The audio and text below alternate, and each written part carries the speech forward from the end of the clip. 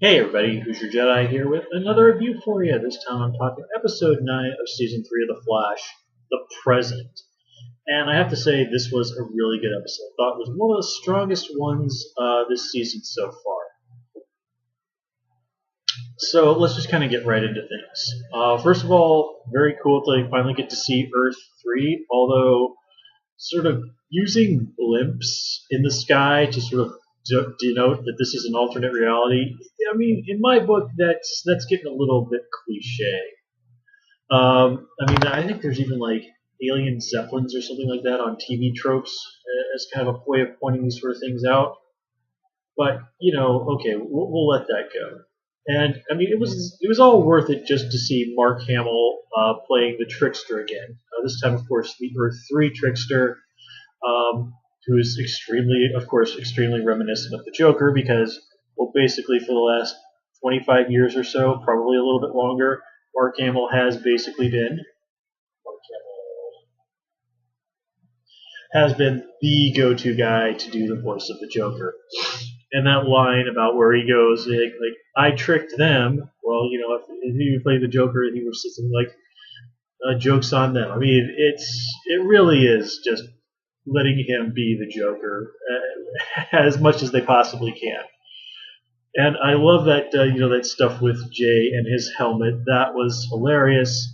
Of course, once again, it begs the question of rather than stopping there and telling the trickster to surrender, why didn't Jay just run over there and just punch his lights out right from the get-go? You see, that way he never would have had to do the stupid thing, had the chance to do the stupid thing with the bomb. But, rule of superheroes, you always have to give the bad guy a chance to surrender. And I love the whole thing with, like, hey, I had that. And then Barry goes, like, yeah, that's always what I say when I get saved from situations where I was totally doomed. So, good on Barry for calling Jay on his BS right there. Jay being able to shed a little bit of enlightenment on Savitar. Now, this is interesting stuff. I really wish that they could get into a little bit more. Like, how does Jay know all of this stuff? Like Speed Force legends and stuff. Well, where did you hear these Speed Force legends from? I mean, who told you all of this? But, that's something I guess they could explore further on down the line, because it has been said that John Wesley's ship is going to be popping up as Jay Garrick again more later on in the season. And it's not a surprise. Something like this, it makes sense that you're going to have the Flash family involved. Because Jesse Quick, this episode, Wally finally gets to step up and be Kid Flash. And it really did take the whole Flash family to help take Savitar down originally in the comics, so yeah, makes sense. Now, we do kind of learn more about Savitar's origin, and what's interesting is that his powers really more or less come from the Philosopher's Stone rather than from the Speed Force itself, which is in keeping with kind of what happened with Savitar in the comics, that he got his powers. He was a speedster, but he wasn't really connected to the Speed Force properly. And that kind of explains why Savitar is trapped in the Speed Force. It's also been noted that the way they deal with this whole situation of throwing the Philosopher's Stone into the Speed Force is exactly how they dealt with Superboy Prime, an evil version of Superboy in the comics. Is they got speedsters to throw him into the Speed Force and trapped him there. And this also kind of ties into us getting a clearer idea of exactly what Julian's story is. And it's fun to note that his full name is apparently Julian Albert Desmond, because Julian Desmond and Albert Desmond were different versions of Dr. Alchemy. And I love that when we get to see him in the past, he's literally basically wearing the Indiana Jones clothes, minus the jacket, and they even reference Indiana Jones in this episode. They also did some nice nods to the newscast, mentioned Plunderer, Flash villain I'm not super familiar with, and you got to see this thing all happening on Infantino Street in reference to Carmine Infantino, who was a real old hand back at DC during the 60s, and was I think the guy who actually wrote the Flash of Two Worlds story. Let's see what else. Let's kind of continue just talking about the Philosopher's Stone. We get a little bit more information on it, and it sort of says that, the stone was responsible for creating the metahumans that were around before the particle accelerator explosion. And this is kind of important information. Now, in the DC universe, people with superpowers have been around since like caveman times, but they were exceptionally, exceptionally rare. And it was usually something like alien intervention or magic that created it. Like proper metahumans were not, I think, were not unheard of, I think, but were again very, very rare. Here kind of opens the door for how all of this could have been. I mean, Savitar would technically be a metahuman in that regard. Let's see what else.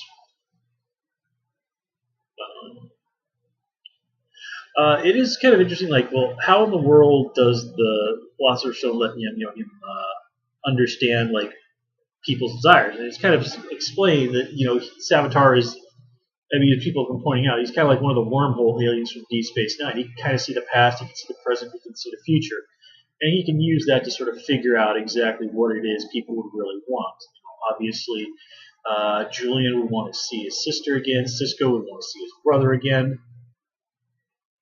And I really did like that confrontation between Cisco and Caitlin. It was a very nice mirror to when they were fighting earlier, only this time around it's Cisco who's on the wrong side of things. I mean, like even the way he posed his hand when he was getting ready to attack her to try to take the Philosopher's Stone away from him was really reminiscent of what was happening in that scene and in those flashbacks and stuff. I mean, when he vibed and stuff. And I'm glad that it was really cool that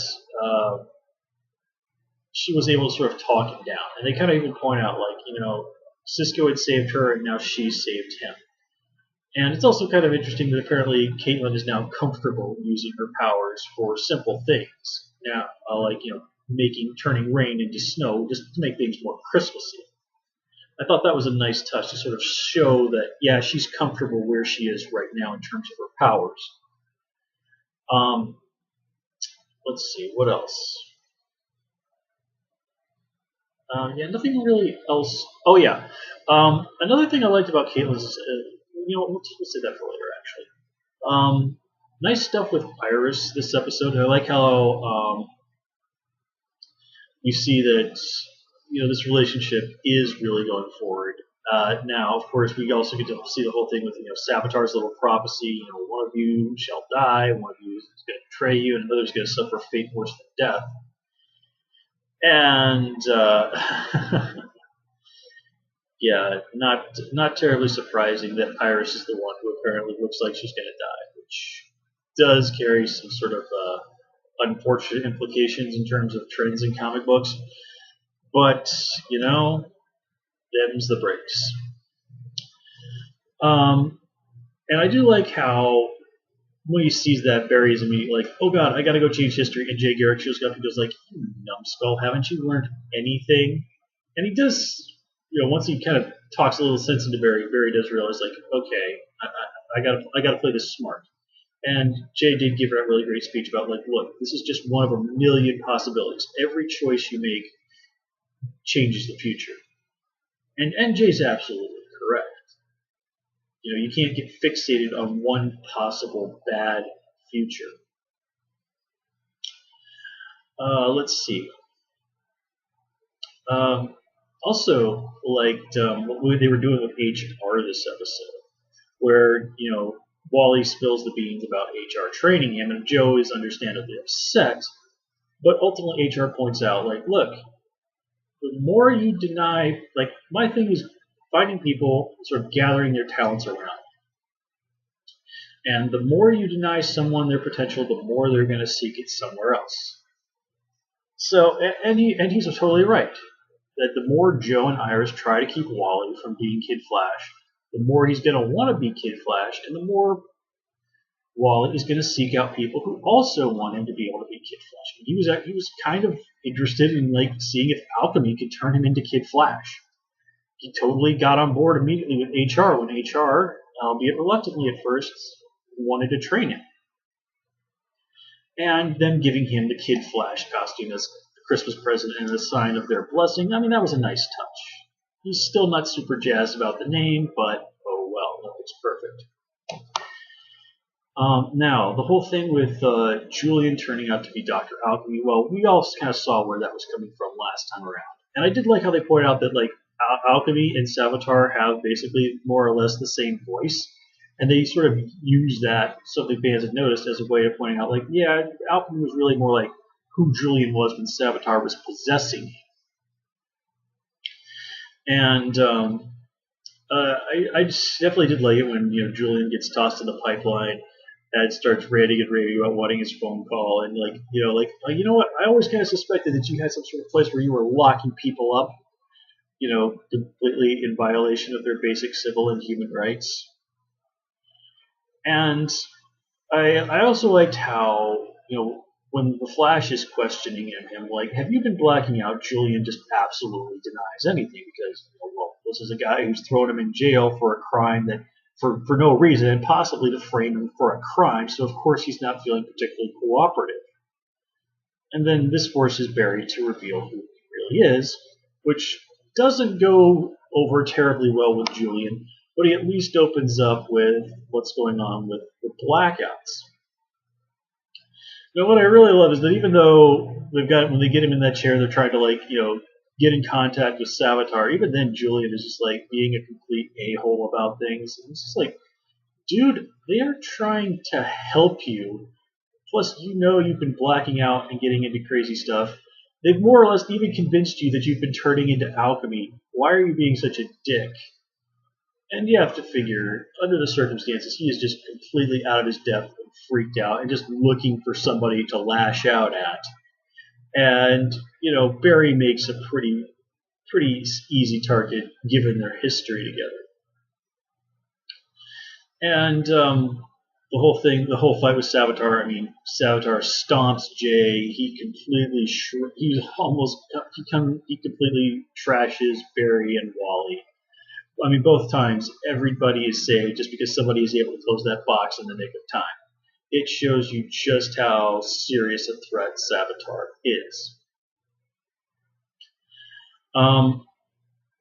And I did like, though, that after everything was wrapped up, Caitlin kind of went over to Julian and tried to sort of like, hey, man, do you want to come and have Christmas with us? Because,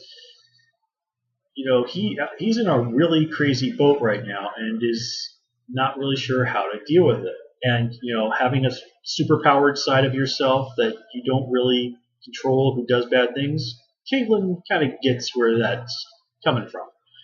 Now, granted, it's interesting just how that Julian basically told her to shove off, but considering that Killer Frost had tried to murder him kidnapped him and threatened to murder him that long ago, I was surprised that Julian wasn't more hostile to her.